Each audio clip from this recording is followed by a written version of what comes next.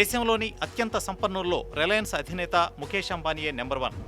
ఇప్పుడు market క్యాపిటలైజేషన్లోనూ రిలయన్సే number 1గా నిలిచింది. ఇలా అన్నింట్లోనూ నెంబర్ 1గా ఉండడంతో రిలయన్స్ మదుపుదారులు సంతోషం వ్యక్తం చేస్తున్నారు. చాలా కాలం స్తబ్దుగా ఉన్న రిలయన్స్ షేర్ ధర గత కొంతకాలంగా దూకుడు ప్రదర్శిస్తోంది. దేశంలో మార్కెట్ విలువ పరంగా రిలయన్స్ ఇండస్ట్రీస్ మరోసారి నెంబర్ 1 స్థానానికి చేరుకుంది. 4 ఏళ్ల విరామం తర్వాత రిలయన్స్ టీసీఎస్ను వెనక్కి నెట్టేసి తిరిగి ఈ నెంబర్ 1 స్థానాన్ని దక్కించుకుంది.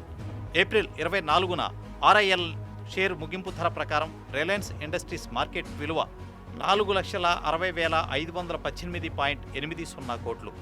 టీసీఎస్ మార్కెట్ విలువ 4,58,932.37 కోట్లు.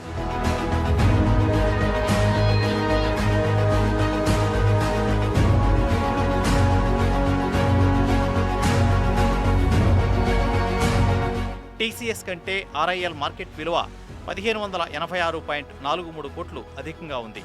అయితే ఇది మార్కెట్ కదలికల మీద ఆధారపడి ఉంటుంది. దేశంలో అత్యంత విలువైన కంపెనీ రిలయన్స్ ఇండస్ట్రీస్ మరోసారి రికార్డు స్థాయిలో లాభాలను ఆర్జించింది. మార్చితో ముగిసిన త్రైమాసికంలో 8,046 కోట్ల కన్సాలిడేటెడ్ లాభాన్ని నమోదు చేసింది. అంతకుముందు ఏడాది కాలంలో కంపెనీకి వచ్చిన లాభం 7,167 కోట్లతో పోలిస్తే 12.5% వృద్ధి నమోదైంది. కంపెనీ ప్రధాన వ్యాపార విభాగమైన పెట్రోకెమికల్స్ ఈ స్థాయి లాభాలు ఆర్జించడానికి ప్రముఖంగా దోహదపడుతున్నాయి.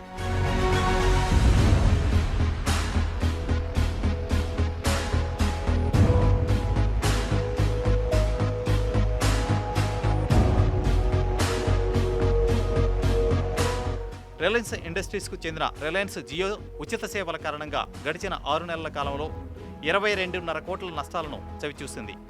గత ఏడాది అక్టోబర్ నుంచి ఈ ఏడాది మార్చి వరకు ఎదురైన నష్టం ఇది.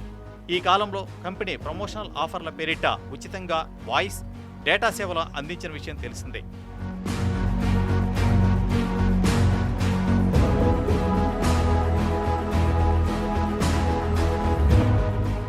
ప్రైమ్ సభ్యత్వం కింద ఖాతాదారుల నుంచి ₹99 మాత్రమే వసూలు చేసింది.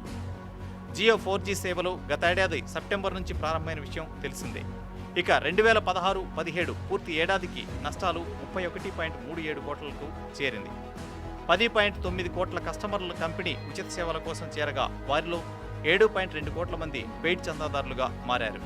రాబోయే రోజుల్లో రిలయన్స్ జియో కూడా లాభాల పంట పండించే అవకాశం ఉందని కంపెనీ ధీమాగా ఉంది.